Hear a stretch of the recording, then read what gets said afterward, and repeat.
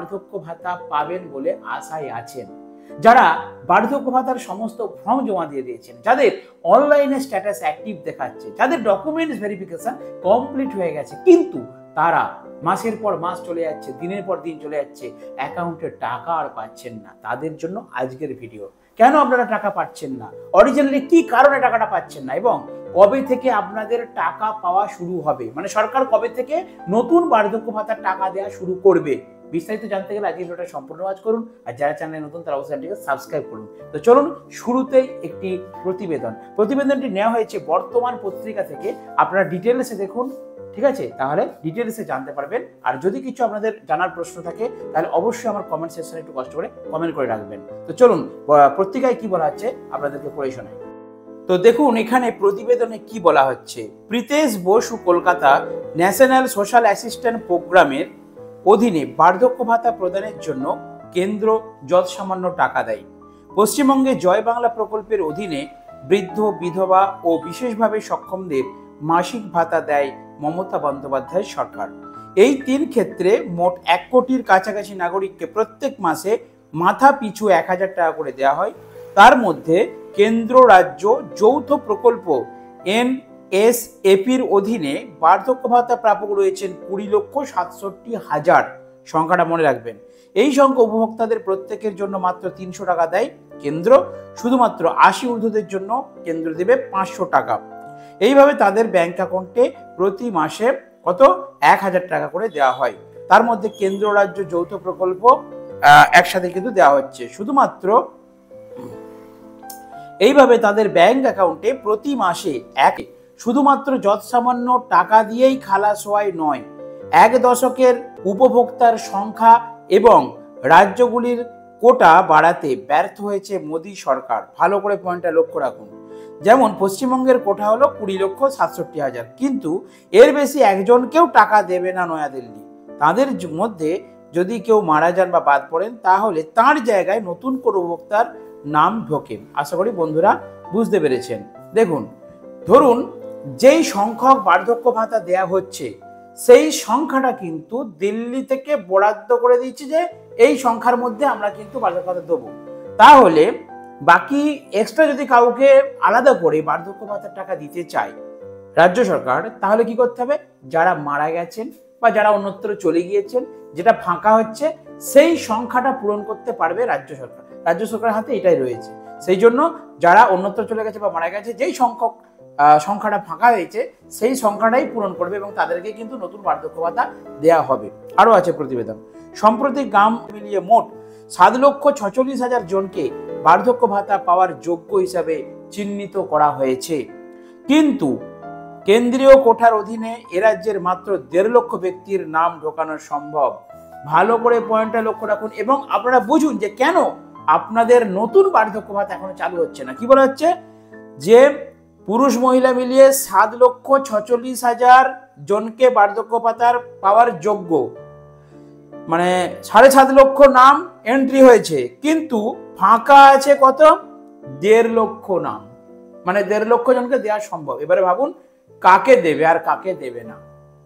7.5 লক্ষের মধ্যে 1.5 লক্ষ দেওয়া হবে, বাকি 6 লক্ষ ব্যক্তির কি হবে? সূত্রের খবর, এই সমস্ত প্রান্তিক মানুষকে সুরাহা দিতে বাংলার কোটা অন্তত 6 লক্ষ বৃদ্ধির জন্য কেন্দ্রকে বলা হয়েছে। মেন পয়েন্ট আজকে আপনাদেরকে শেয়ার করলাম।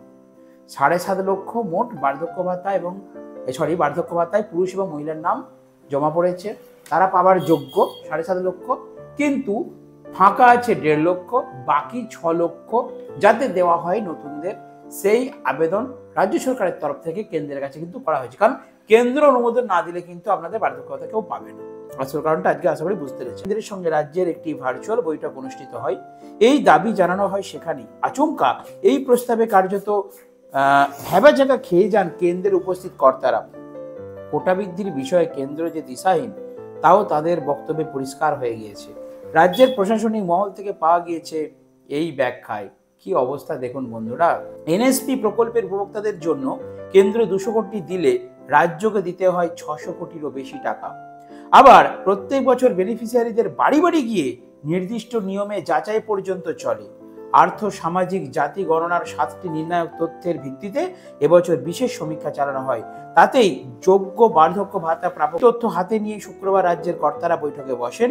অযোগ্য উপভোক্তাদের বাদ দিতে অনেক রাজ্যই প্রতি বছর নিয়ম মাফিক সমীক্ষা হয় না, ফলে সেখানে কোটা পুরো নিয়েও প্রশ্ন ওঠে। সেক্ষেত্রে তাদের কোটা থেকেই বাংলার বরাদ্দ বৃদ্ধির প্রস্তাব দেওয়া হয়েছে।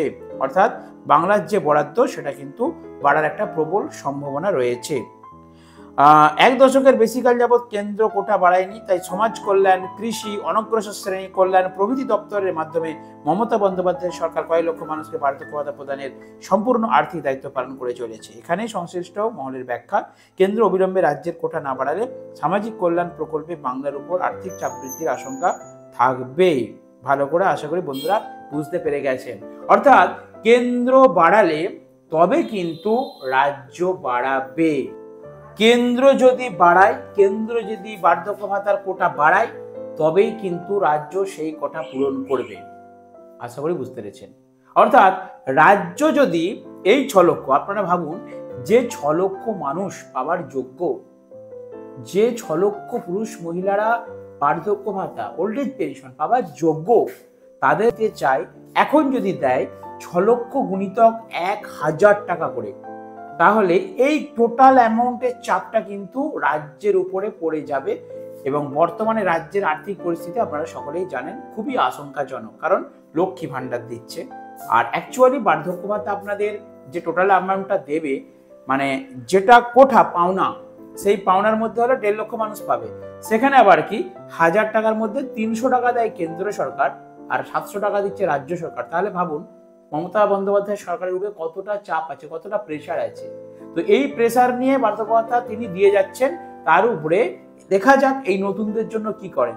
তো একটা কিন্তু বৈঠক হয়েছে, নবান্ন সূত্রের খবর, যে কেন্দ্র ধরুন দিলেন না, ধরুন কেন্দ্র দিল না, যে এই 6 লক্ষকে আমরা দিতে পারবো না, যেমন যদি চলবে, আমরা সংখ্যাটা বাড়াতে পারবো না, যেই লিমিটেড সংখ্যাটা রয়েছে সেই সংখ্যার মধ্যে আপনাদেরকে বার্ধক্য ভাতা দেওয়া হবে। তো তখন রাজ্য কিন্তু যদি বাড়াতে যায় তাহলে একটা আর্থিক চাপ এসে যাবে। তো আমারও মনে হয় বা আপনাদেরও মনে হয় যে রাজ্য বাড়াবে না, কারণ রাজ্য এত চাপ নিতে পারবে না। কেন্দ্র যদি বলে যে হ্যাঁ এই 6 লক্ষের মধ্যে 2 লক্ষ নাম আরো নতুন করে দেওয়া হোক, তাহলে রাজ্য কিন্তু সেই 2 লক্ষকে বাকি টাকাটা দিতে পারবে। কারণ কিছুটা টাকা যদি কেন্দ্র থেকে আসে অনেকটা সুরাহা হবে, দেওয়া যাবে, মেবি হতে পারে এটা। তো যাই হোক, বৈঠক হয়েছে, রাজ্যের তরফ থেকে 6 লক্ষ নতুন লিস্ট আছে পাওয়ার যোগ্য, সমস্ত ইনকোয়ারি কমপ্লিট হয়েছে। এই লিস্ট কিন্তু দিল্লি সরকারের কাছে জমা দেওয়া হয়েছে এবং তাদের কাছে রাজ্য সরকারের পক্ষ থেকে আবেদন রাখা হয়েছে যে যাতে ওনাদেরকে কিন্তু এই প্রকল্পের টাকা, বার্ধক্য ভাতার টাকা দেওয়া হয়। সেই সাথে আজকে ভিডিও শেষ করলাম। যদি আমার কোনো দর্শক বন্ধুরা রাজ্য সরকার এবং কেন্দ্র সরকারের বিভিন্ন আপডেট খবর জানতে চান, তাহলে আমার এই ছোট্ট চ্যানেলটিকে কষ্ট করে একটু লক্ষ্মী ভান্ডার, কন্যাশ্রী, শিক্ষাশ্রী, মেধাশ্রী